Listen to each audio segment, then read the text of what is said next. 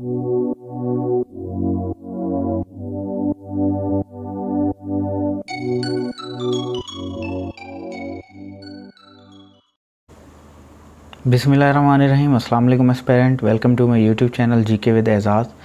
Aspirant, आज की इस वीडियो से हम पाकिस्तान अफेयर सीरीज़ का आगाज़ कर रहे हैं, जिसमें आज हम कॉन्स्टिट्यूशन ऑफ पाकिस्तान से रिलेटेड हम डिस्कस करेंगे। जिसमें सबसे पहले हम जो पाकिस्तान के जो सो फार जो 3 कॉन्स्टिट्यूशंस आए हैं 1956, 1962 और 1973 का, उनको हम स्टेप बाय स्टेप डिस्कस करेंगे।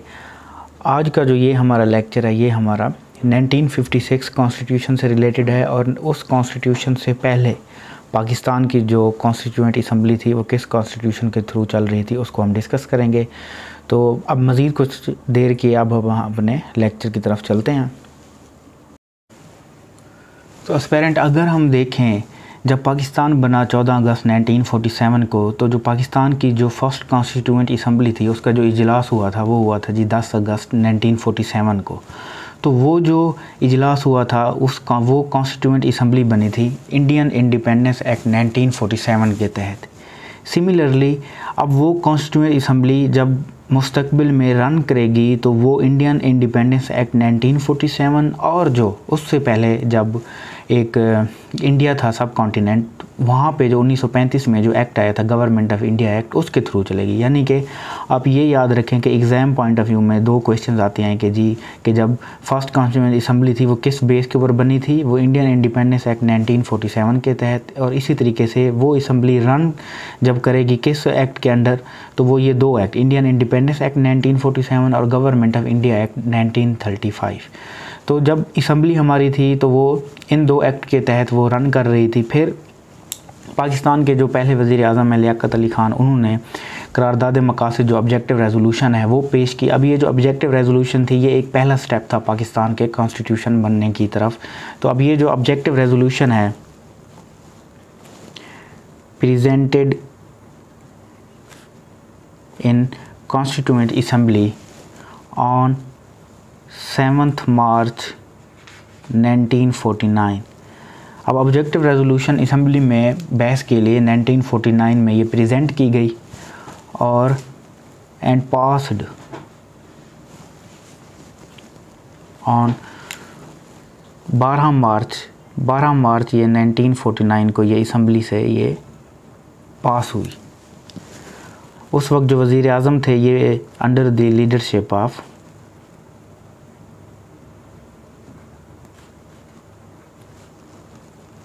PM लियाकत अली ख़ान। अब एग्ज़ाम में एक तो ये क्वेश्चन आता है कि जी ऑब्जेक्टिव रेजोल्यूशन जो थी वो असम्बली में कब पेश की गई, 7 मार्च 1949 को, वो पास कब हुई, 12 मार्च 1949 को, और ये पेश किसने की थी, लियाकत अली ख़ान जो उस वक्त के जो वज़ीर आज़म थे। तो अगर हम देखें ऑब्जेक्टिव रेजोल्यूशन के जो सैलिएंट जो फीचर्स से मेन उसमें क्या थी, सबसे पहले तो उसमें ये चीज़ थी कि जी जो सोवरेनिटी ऑफ यूनिवर्स है वो बिलोंग्स टू अल्लाह। इसी तरीके से जो कॉन्स्टिट्यूशन ऑफ पाकिस्तान जो बनेगा वो ये कॉन्स्टिट्यूएंट असम्बली बनाएगी।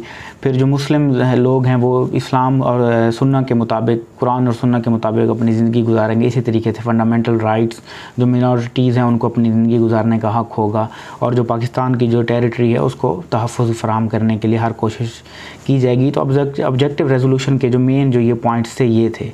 अब उसके बाद देखा जाए तो ऑब्जेक्टिव रेजोल्यूशन पास होने के बाद जो पाकिस्तान का जो कानून है वो तो बन जाना चाहिए, लेकिन पाकिस्तान का जो पहला कानून है वो बना है जी 1956 के 1956 में। अब इसके मुकाबले में अगर हम देखें इंडिया का जो कानून है वो 1950 में पास हो गया था। अब पाकिस्तान का जो कानून है वो इतनी लेट, इतनी देर बाद क्यों वो पास हुआ, उसकी रीज़न जो है मुख्तलिफ हैं, जिसमें जो पावर्स थी, मुख्तलिफ जो लोग थे वो चाहते थे उनका आपस में जो वेस्टेड इंटरेस्ट था वो नहीं था, और वो यही चाहते थे कि जी एक किस्म का उनका वेस्टेड इंटरेस्ट था कि अगर गवर्नर जनरल देखा जाए तो वो चाहता था कि मेरे पास अख्तियारात ज़्यादा हों। इसी तरीके से जो मुख्तलिफ लोग थे यहाँ पे जो एथनिक जो ग्रुप थे वो अपने राइट्स चाहते थे। तो आखिरकार जो पाकिस्तान का जो पहला जो कॉन्स्टिट्यूशन है वो 1956 में पास हुआ। तो अब देखते हैं कि इस कॉन्स्टिट्यूशन के क्या सैलिएंट फीचर्स थे और एग्ज़ाम पॉइंट ऑफ व्यू के लिहाज से इसमें से कौन कौन से क्वेश्चंस आते हैं। 1956 कॉन्स्टिट्यूशन।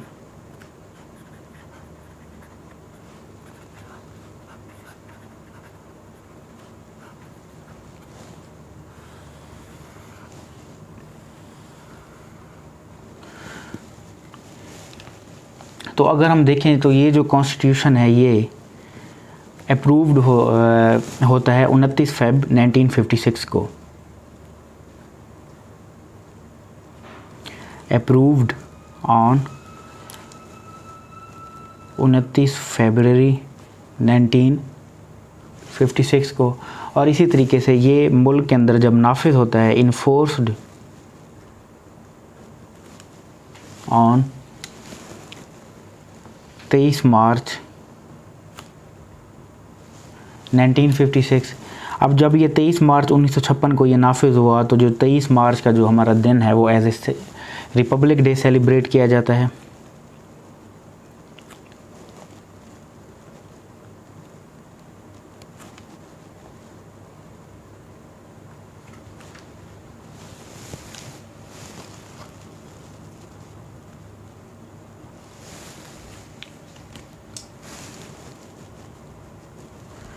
रिपब्लिक डे के तौर के ऊपर वो सेलिब्रेट किया जाता है। इसी तरीके से अगर देखा जाए तो ये जो कॉन्स्टिट्यूशन है इसके जो आर्टिकल्स थे टोटल वो 234 इसके आर्टिकल्स थे।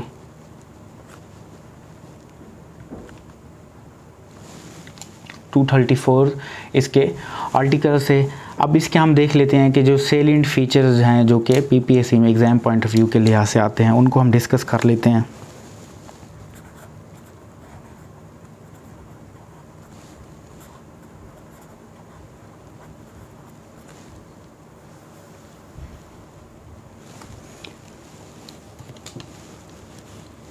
तो सेलिएंट फीचर में सबसे पहला जो एक है इसमें वो है कि जी जो मुल्क के अंदर जो है वो पार्लियामेंट्री सिस्टम होगा।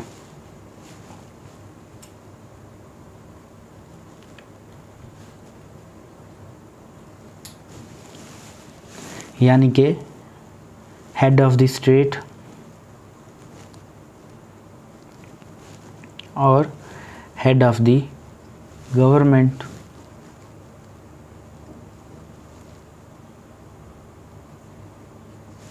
होंगे। अब जो हेड ऑफ द स्टेट है ये प्रेसिडेंट होंगे,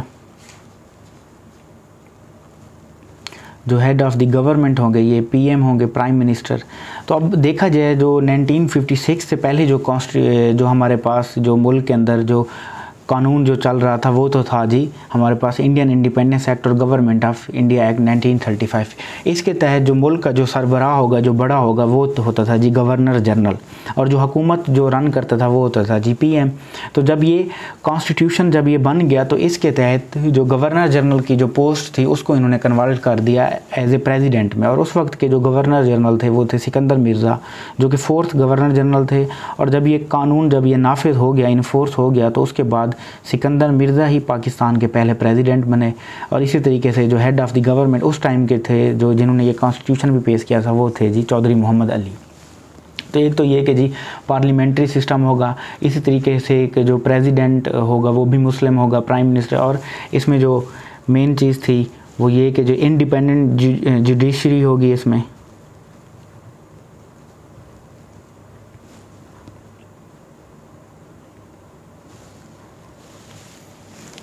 इसी तरीके से अब ये जो कानून था ये एक किस्म का यूनिकैमरल था, यानी कि सिर्फ इसमें नेशनल असेंबली थी।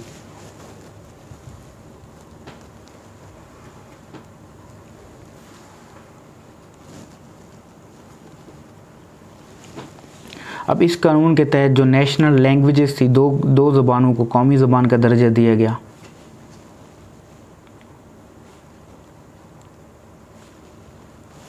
एक इसमें उर्दू और दूसरी इसमें Bengali.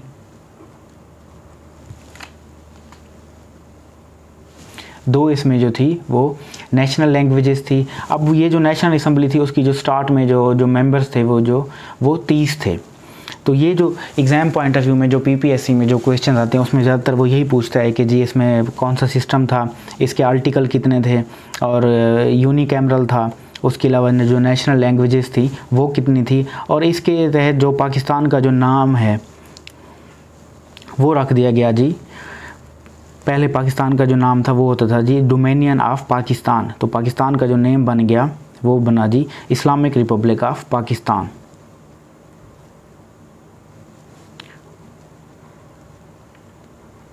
Islamic republic of Pakistan, तो ये पाकिस्तान का ऑफिशियल नेम बन गया इस एक्ट के तहत।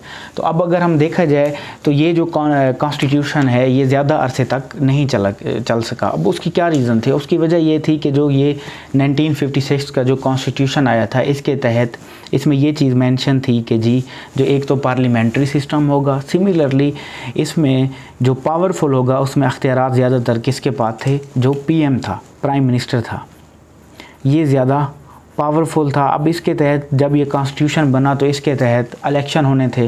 इलेक्शन के अंदर जो नई गवर्नमेंट बनती उसमें जो PM होता उसके पास अख्तियारात जो थे वो ज़्यादा थे।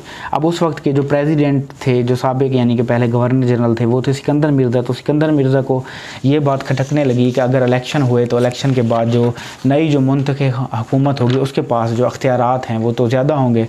तो इस वजह से ये कॉन्स्टिट्यूशन जो है अनफॉर्चुनेटली बदकिस्मती से ज़्यादा अरसे तक ये नहीं चल सका, और सिकंदर मिर्ज़ा ने ही 7 अक्टूबर 1958 में जाके ये जो कॉन्स्टिट्यूशन था इसको उसने एब्रोगेट कर दिया।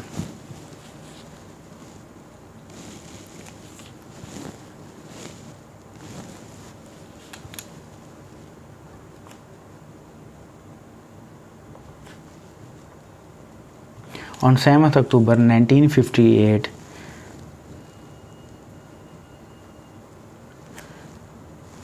Sikandar Mirza abrogated the first constitution of Pakistan. और जो असम्बलियाँ थी, असम्बलियाँ इसने जो तहलील कर दी, ख़त्म कर दी, और जो उस वक्त के जो आर्मी जो चीफ थे उस वक्त के, उसको इसने नॉमिनेट किया as a civil martial as a martial administrator and nominated